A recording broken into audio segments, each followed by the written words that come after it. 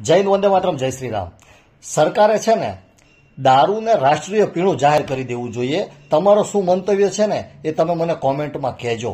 કારણ કે દારૂ એક એવી વસ્તુ છે, જો કે ડ્રગ્સ પણ હવે ઠેર ઠેર મળવા લાગ્યું છે આપણા દેશમાં। પણ વાત કરીએ ખાલી દારૂની, કે દારૂ અત્યારે એક એવું પીણું છે કે જે આખા દેશમાં સરળતાથી બધે જ મળી રહે છે।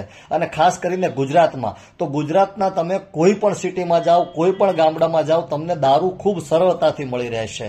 તો જો સરકાર આ દારૂને રાષ્ટ્રીય પીણું જાહેર કરી દે તો પોલીસનો 50% ભાર હળવો થઈ જાય।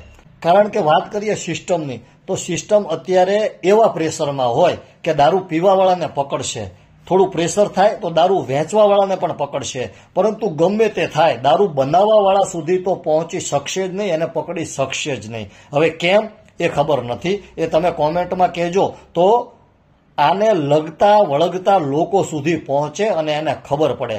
અને રાષ્ટ્રીય પીણું જાહેર કરવાથી જે સરળતાથી બધે જ મળી રહે છે અને સારું હોય તો જ આ વેચાતું હોય, આનાથી ફાયદો થતો હોય તો જ વેચાતું હોય, એટલે એમાં કોઈ બે મત નથી। જો રાષ્ટ્રીય પીણું જાહેર થઈ જાય દારૂ, તો લોકો સુધી સરળતાથી પહોંચી જાય।